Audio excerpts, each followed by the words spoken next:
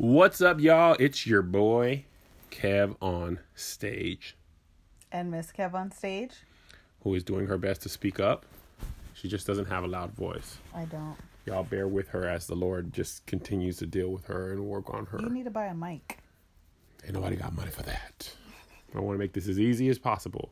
A mic is easy. You just mic. Speaking up is easier. You're just free.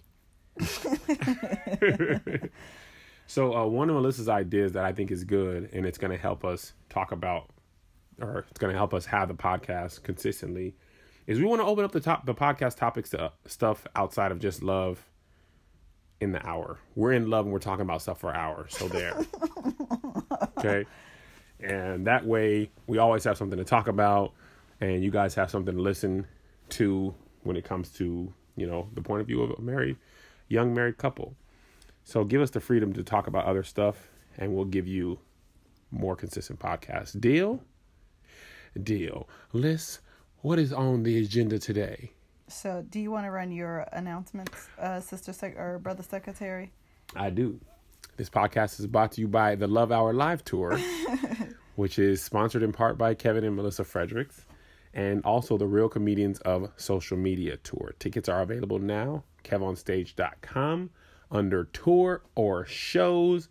Venues are booking. Tickets are selling. It starts next year. Get your tickets now, because once it's sold out, you out. So come and see us live. There are many cities. I am sure there is a city near you. So, like, all the major cities in the country we're hitting. Yes, literally. We're hitting 50 states minus about 20.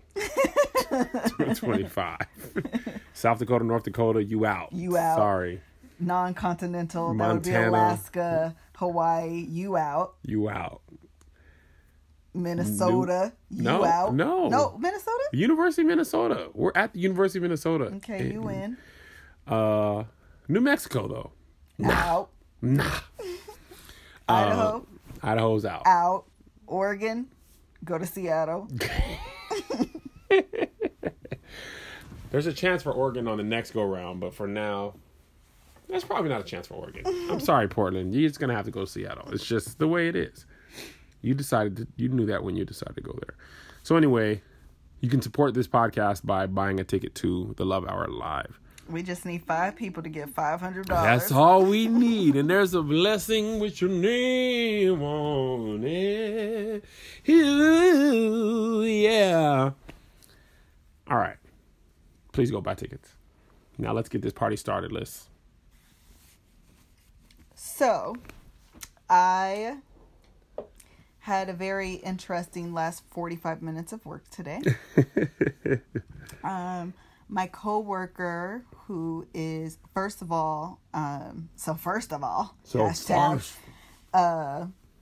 she is a white woman.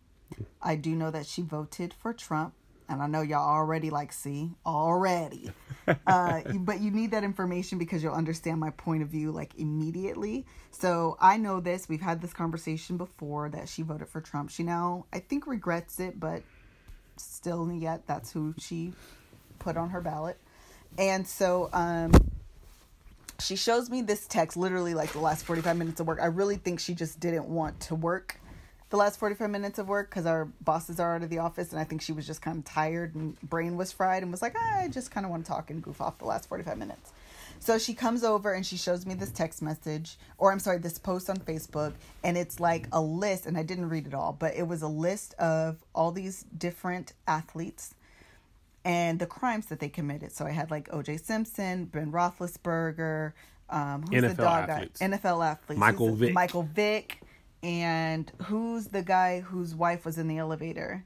Ray Rice. Yes. Okay. So all of those and their stories, a bunch of other people, but those were the ones I readily recognized.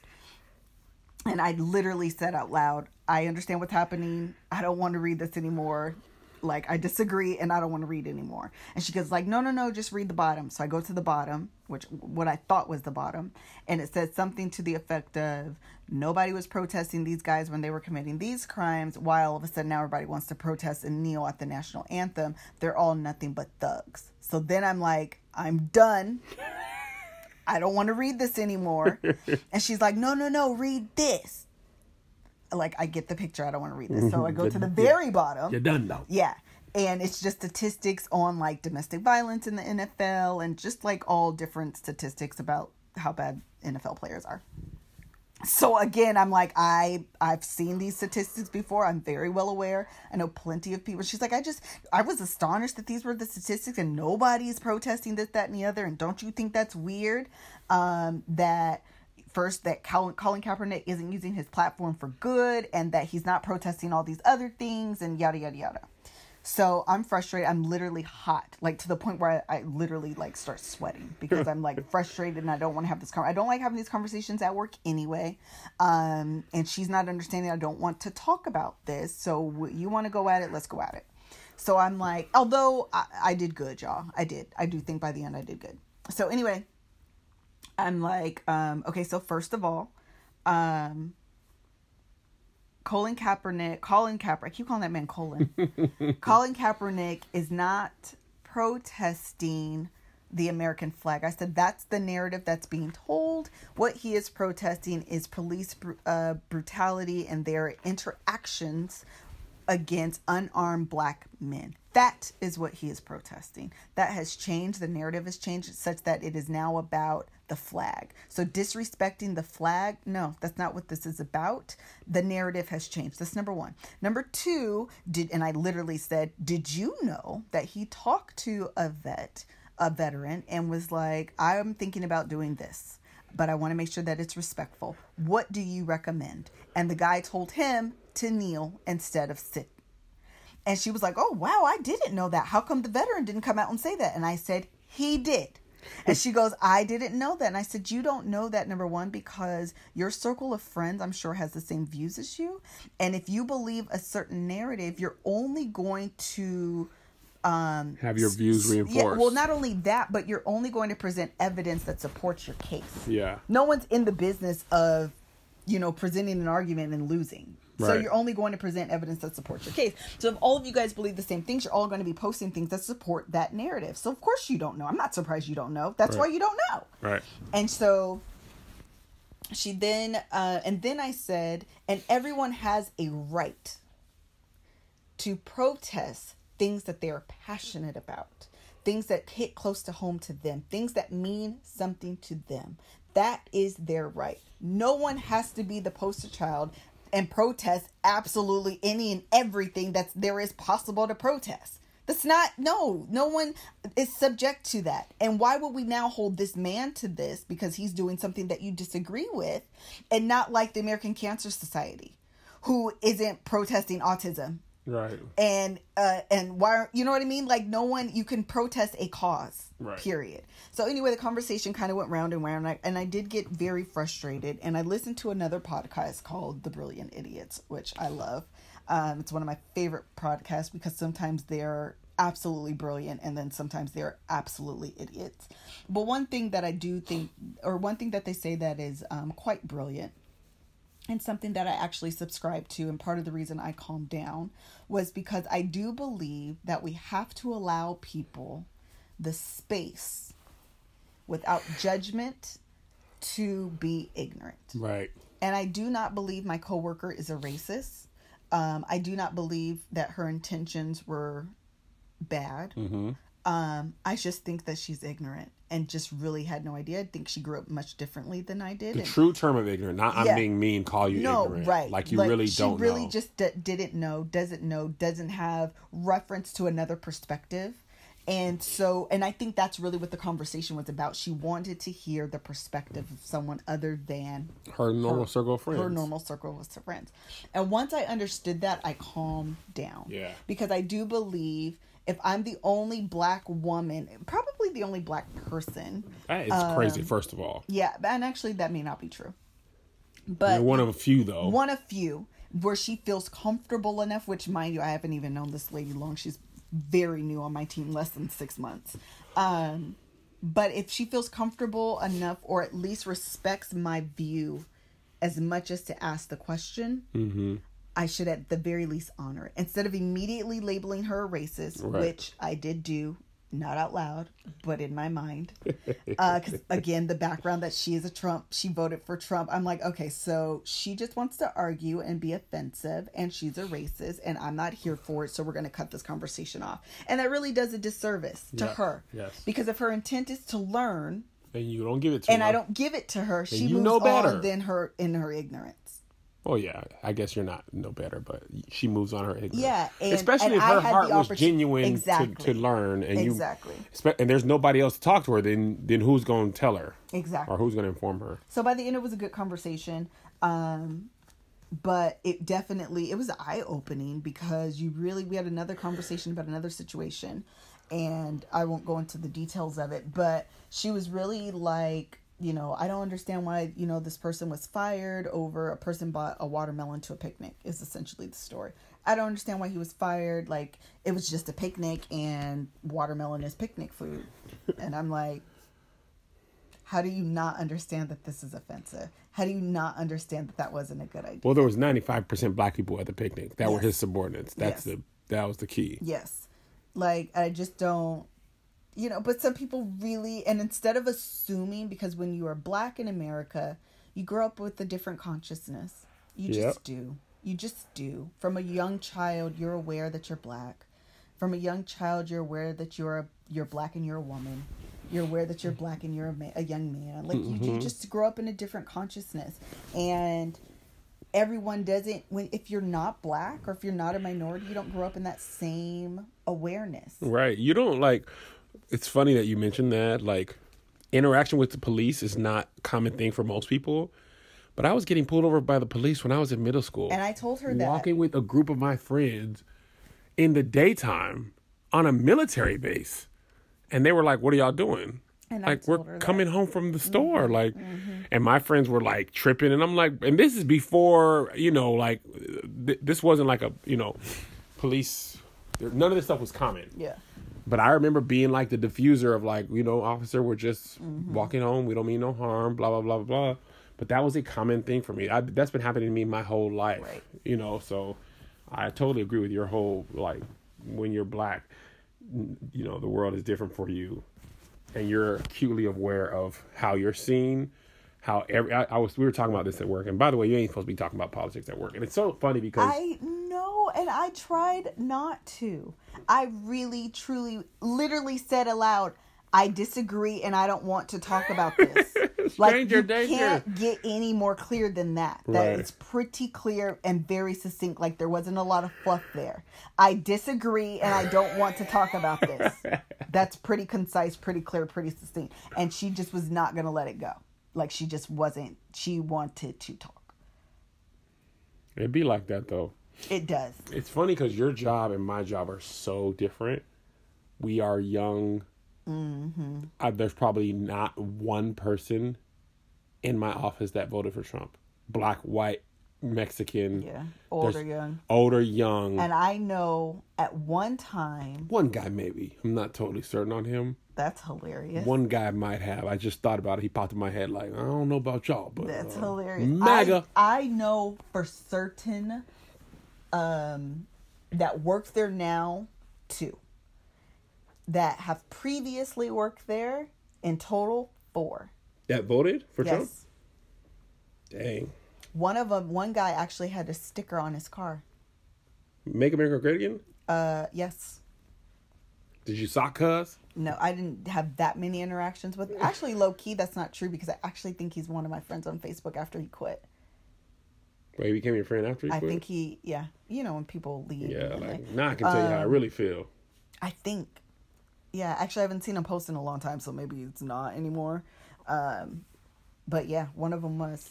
And I do have a hard time with that because, as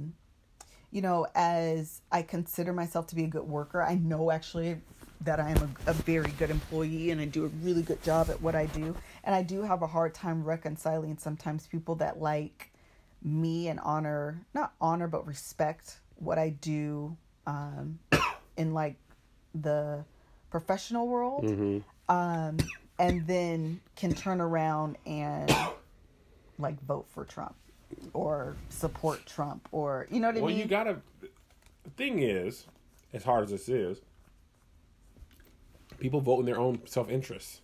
It's true. It's true. A vote for Trump, except for like white women that voted for Trump, because that wasn't in their interest. That was just stupid. I said it. I'm not apologizing for it. Sorry. If you're a white man, I could see why voting for Trump is like, none of his policies are going to be negative towards me. Except now they are. If you're a white man with a little bit of money.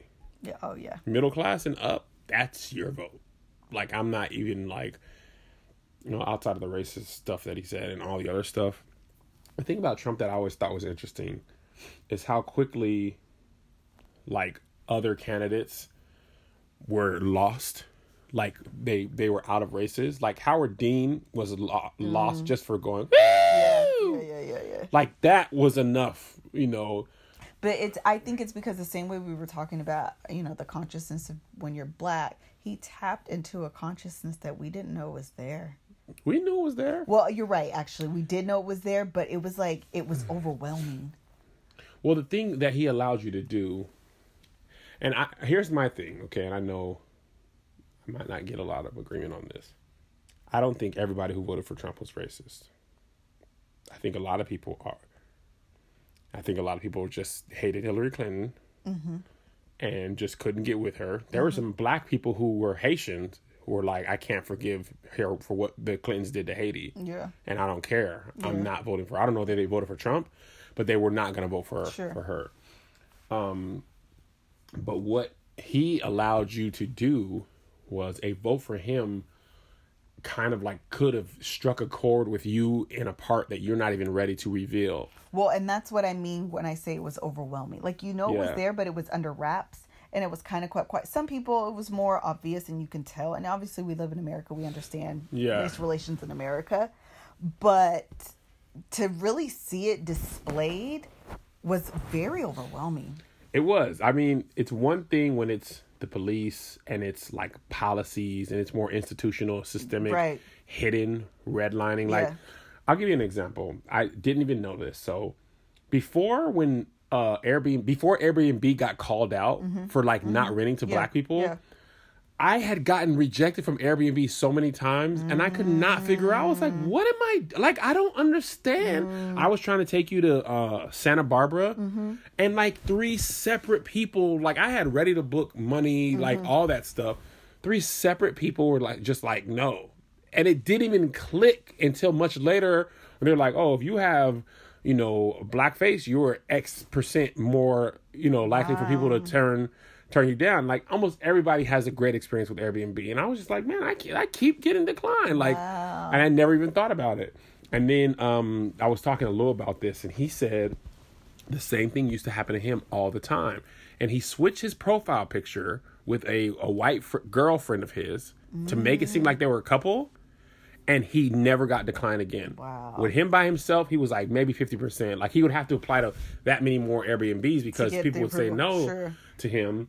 So then, but now, like, I applied for an Airbnb for our Thanksgiving trip, and I got it. And I think that's because Airbnb stepped in. Yeah. But they had to because people were just like, nah. Yeah. And Uber, too. Uber used to show if I understand correctly, they used to show the picture of the person they were picking up. Oh, I didn't know that. Yeah, but drivers were declining it. And if you had a black face, they were more likely to decline it. So Uber was like, we gotta stop like allowing this, you know what I'm saying? Because people were declining the thing. And the thing that's interesting about this, I was talking, I make these Facebook videos and YouTube videos about race, whenever my heart needs it. And whenever your heart needs it? Whenever my heart needs it. Because when I have this stuff on my mind, I can't be funny until I get it off my heart. So my heart needs it.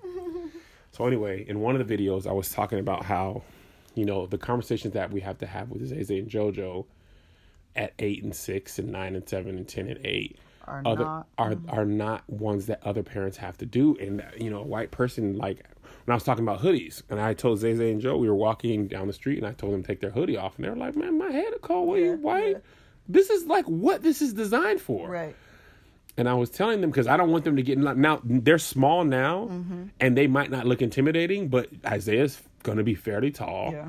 Josiah's going to be fairly strong. Yeah. He got some intense eyes. You know, you look cold, you look scary. Yeah. And I told them, like, you can't afford to be walking around with a hoodie on because, you know, if somebody sees you walking around with a hoodie on and you're black, the chance of you getting called 911 on you are much higher. And if the police get called on you, the chance of that interaction going south are higher. Yeah. And a white person was like, you know what? Like, I really came on this video to argue with you, but it never clicked in my head that that's a conversation. That's a thing that I never even think about. We all got to talk about birds and the bees and drugs, but what you can wear and police and what you like, be aware of your surroundings, a way people might be viewing you of what you're doing, how many people you can be, like how many black people you can be around with if they're dudes, like how to interact with the police so nothing happens to you. And he was just like, I feel so bad for you that I never have had to, like the thought has never even crossed my mind. You know, it's a different consciousness. It's a different consciousness. We get pulled over by the police. We get followed around the store. That's not even like a surprise. Happened to me. I told James or my coworker that today. I was like, I've literally have been followed. I don't know if you remember when we were young and married, we went to a furniture store. And the lady was following me. And I'm the type of person, I try not to be hypersensitive. I try to make sure that if I'm going to be outraged, that it's legit, that it's founded in something. Right. And I remember, and I will do stuff like walk through the store and I'm a zigzag and turn this corner and see if she follows me just to make sure I'm not tripping. Right. And she did You're that. You're not even stopping at no furniture. No, yeah. And I'm like, okay, so ma'am, do you think I'm going to put a lazy boy in my purse? No, what are you going to do? What am I going to steal in the furniture store? You're all of 115 pounds. Stop it. You do not. I promise you, if I walk out of here, seriously, and you didn't notice, stop it. You stop it right now. This is ridiculous. But yes, I have been followed, and that is that is something that has happened to me that will forever affect me. Yeah. And the way I view the world and what happens to me, and just it colors everything about my life. It colors everything. Oh, I love that phrase. What? It colors everything about my life. It does. It frames the way being a black colors your world. Being a woman colors your world. Being a black, they're just Speaking added of being layers. A woman, I know this is not something we plan on talking about today. I saw this tweet. Like, this whole Harvey Weinstein thing came out, right? And we were talking about this last night. About, like, how long this dude was doing this. Like, all these actresses. And so, there's this, like, hashtag MeToo thing going around. Yeah, have you seen that? Yeah. So, I saw this tweet, and it really messed with my mind. And it said, it's so crazy that every woman knows a story of a woman who's been harassed or assaulted, sexually harassed in a way. But no men seem to know anybody who's ever harassed a woman. How is that? Wait, say it again. A woman knows a woman. Every woman knows another woman who's been sexually harassed. But no man seems to know another man who's sexually harassed a person. And what they were getting at is you either really don't know, like you don't think, or you know somebody but you're not willing to talk about it. Because I know with that Harvey Weinstein thing, there's no way no other men knew about this. Oh, absolutely. There's just no way this was that right. People in the industry, because I know so many people. It's not true. I just listen to podcasts that say plenty of people knew. There was a full cover up happening. That's what I'm saying. Like, obviously, you and I didn't know, and it's just like everyone, like all these people. Well, and when you're affecting that many people, you get sloppy anyway. So well, the thing is, like we were saying this last night, that whole stereotype of you have to sleep your way to the top or sleep your way to the industry. Harvey, he was the reason why. Because and this is what I'm gonna be honest. Okay, there's two things, and I've been ashamed to be a man the last couple things, because on Twitter, I think the problem with Twitter is people can and do speak so freely. It shows you how people's their ideologies are. because they can just tweet it and it comes out kind of too fast and then it's screenshot or whatever. But there was 2 things that happened. One, there's actually a lot of interesting stuff that even me, I was like disappointed in myself that I hadn't thought about it like that. Mm-hmm. So they were saying, Lena Headey, who's in Game of Thrones, she was saying Harvey Weinstein basically tried to take her up to her room and thought they were about to have sex. And she told him in the elevator, like, hey, fam, it ain't, this ain't what you want. If it ain't about no work, I'm going back down. Yeah. She was like, I was never in a Miramax film. Wow. Ever again. He was forcing women to wear his wife's clothing line brand. Oh. In order to walk the red carpet, in order to be in their movies. And it was terrible because I saw another tweet, and I don't even know who said it, but the person was saying, when women speak up at the time, nobody believes them. Yep. They say you were remembering it wrong. You probably didn't mean that. You tripping. In some way, shape, or form, it wasn't like that. Right.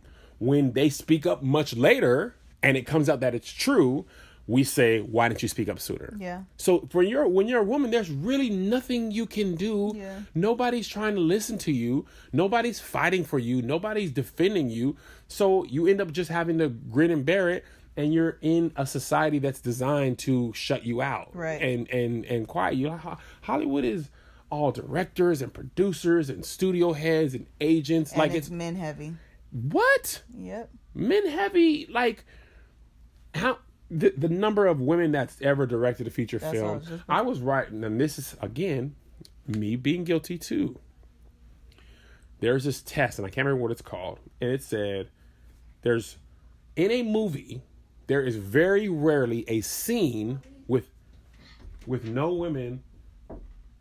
Our son forgot we were doing a podcast.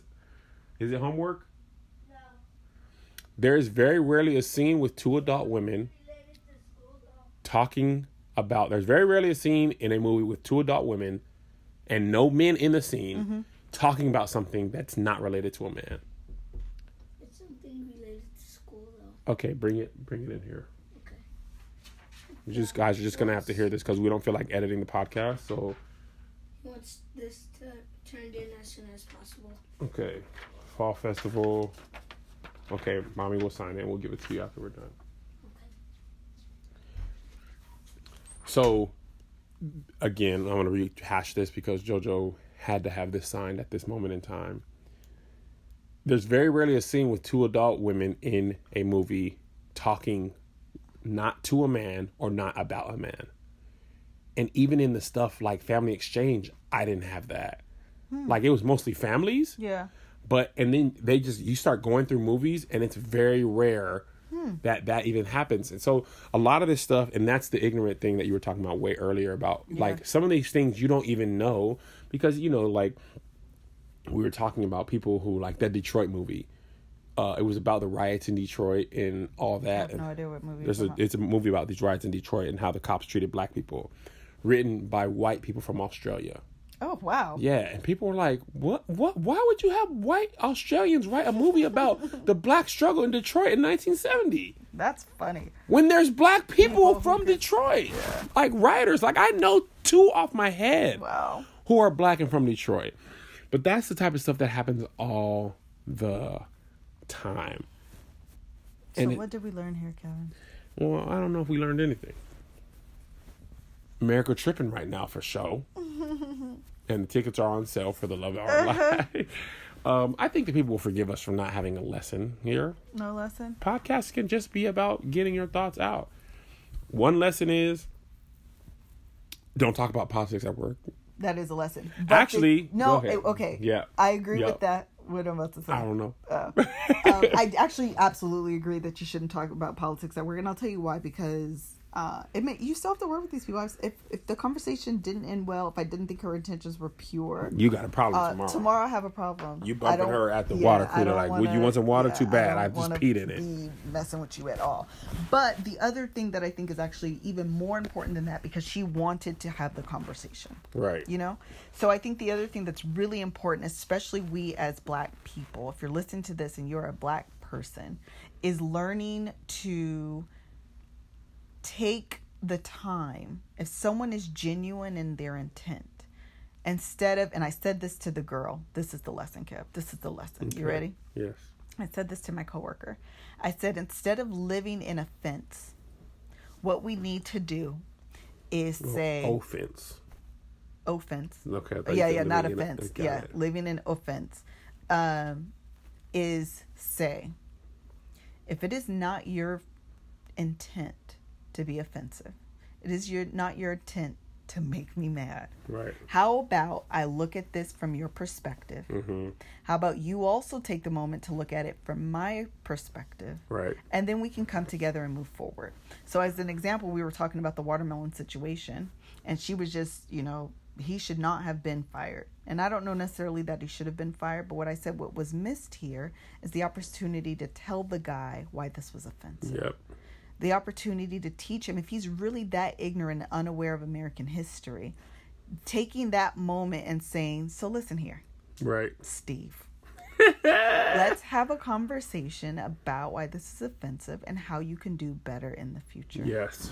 And I think that's the moment. A lot of times we're so quick, and listen, I haven't arrived, and I'm not saying that I'm perfect, because immediately my thought was, you're a racist and I'm sick of talking to you. See, you go straight there. I mean, the end of conversation, you're showing me these tweets, why I don't want to see this. Then you're like, no, look at the end. Then it says thugs. Now I'm really mad. Right. I don't want to have this conversation with you. Goodbye. I'm done here. I get what you're saying. I don't agree. Let's move on and talk about something else. Right. But instead of and I could have stayed there and just walked out of work mad. Right. But instead of staying there, saying, okay, this is not her intent. Her intent is not to piss me off. Her intent is to learn something. Her intent is actually the opposite. It is the opposite. It's to gain an understanding. It is to gain a perspective different than hers. Yeah. And so instead of immediately labeling somebody a racist, sometimes we have to allow them the safe space to be ignorant. Right. Without so risk of being labeled and judged. Yes. So that they can learn. And while we may have walked away still in disagreement, I know she got a perspective that was different.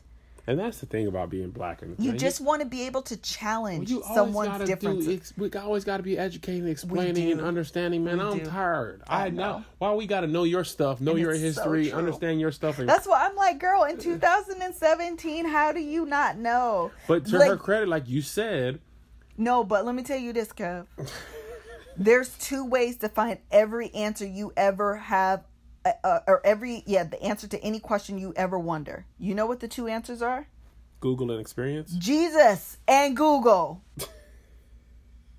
Jesus. Because I promise you, what Google doesn't know, Jesus got you. Jesus is the answer for the world today. He really is. Here's the thing that's unfair a little bit. She didn't grow up around black people. She did not. We always grow up around white people. Even if they're not in our neighborhood, there are teachers, there are bosses, there are coaches, there are the people who own the stores, there are all these things, So a lot of times, like, remember when I was at Bank of America and that girl was like, you're the first black, mind you, by this time, we're 25. Yeah, I do remember this. You're the first black man that doesn't cuss, has his pants pulled up, and didn't try to hit on me. And we 25. How have you not interacted with... First of all, I just don't believe that. I do. True. But the other thing is probably what you're really saying. You're really saying this. But she went to inner city high school. No. And that's what I'm about to tell you. What she's really saying is, I really don't hang around that many black people, and my stereotype view of them, you don't fit. That's exactly. You're the first one that I've had this close of a relationship with, and you don't fit what I believe represents a black man. What the media is telling me is a black man. I have this story about this too, and I don't think I've said it on the podcast, so I'm going to take this opportunity to do it. And we're going to end, Kevin. We're going to end. We're long.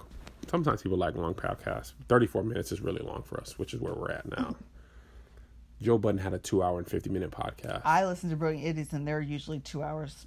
They usually approach 2 hours. So we're really not long. We're just long for us. Yeah.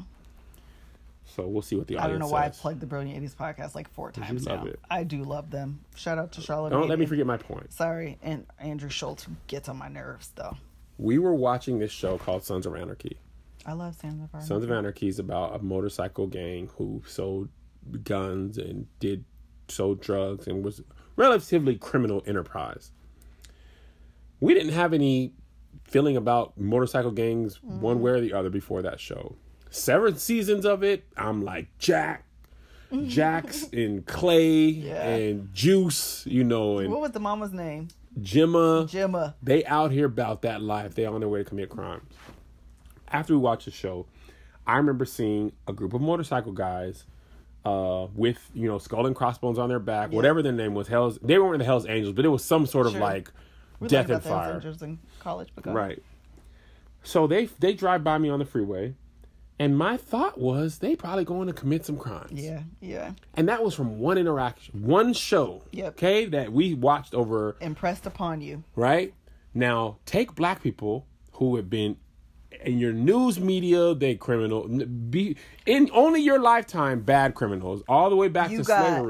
Not only that, but you have the super predator, you have the thugs, the rapper, gangster, you have, reality shows, you have, and all they're really athletes, doing is compounding this negative stereotype, and you don't have a Kevin that that can say, well, they're not all like that because Kevin. Exactly. Because obviously there's Kevins of the world. And the thing is, here's the worst part about that.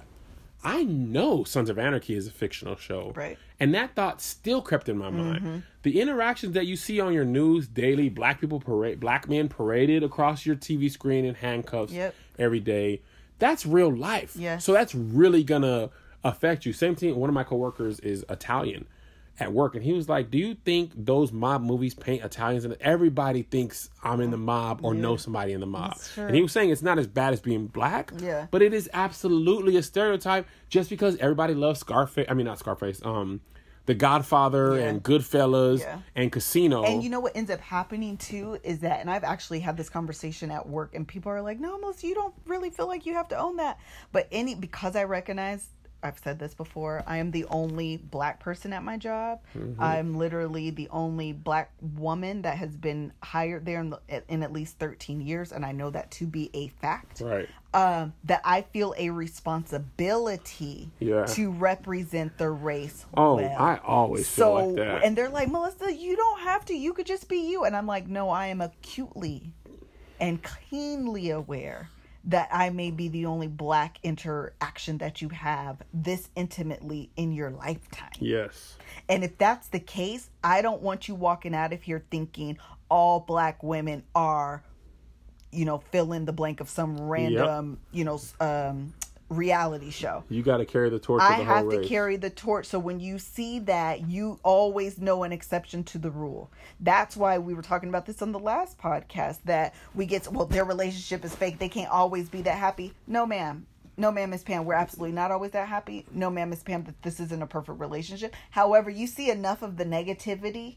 Right. Just give us this benefit of the doubt. So just give the moment of the happiness, okay? Instead of trying to stare stuff down, there's enough stereotypes out there. For once, be okay with the exception. It's funny. This is totally unrelated, but it's funny what you missed. And we were doing roast meat yesterday, and Brody was roasting Doughboy. He was like, you always snapping that you at the gym, but you'll never snap that you was in the shower. We was like, you know what I'm saying? Like, and that's what this girl's saying. Yeah. And then Domer was like, why would you want to see a snap of me in the shower? Like, assume I took a shower. Right. And that's the thing. Like, that girl wants to see our snaps in the shower, and she's not believing that what it is. And I love what you just said. There's enough. There really is. Negative stereotypes about relationships in general, marriage in general. Especially marriage in general. Give us the benefit of the doubt. Just like you say, you'll never believe that Will Smith and Jada are ever going to break up or there's anything wrong in their marriage because everybody else is getting divorced. So that's your hero thing. Just let us be your hero couple, but not relationship goals. Hello. So we hope you guys enjoyed our rambling today. Tell us, wait, on SoundCloud there's comments. Yeah, but we don't check them. Oh, hello? How do you just tweet us? You can't. I don't know. I don't be doing SoundCloud. I might have even put this on SoundCloud no more. Oh, okay. Don't nobody be checking for it on SoundCloud. It'll be on iTunes. I do know some people that check for it for SoundCloud, but whatever. Okay, then I'm wrong. I'll put it up there.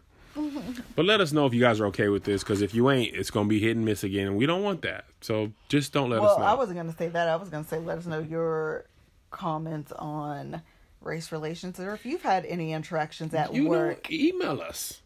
Yeah. Email is the best way. KevOnStage at Gmail. Do you have Miss KevOnStage at Gmail? I do. Does it go to your phone? Yes. Miss I don't know if KevOnStage it's on at Gmail or at It's Yahoo. at Gmail. You better not have it on Yahoo in 2017. I still have a Yahoo account. I still have them, but you shouldn't be creating a new one. Is what I'm saying. So we appreciate y'all. It's Miss KevOnStage at Gmail. Told you.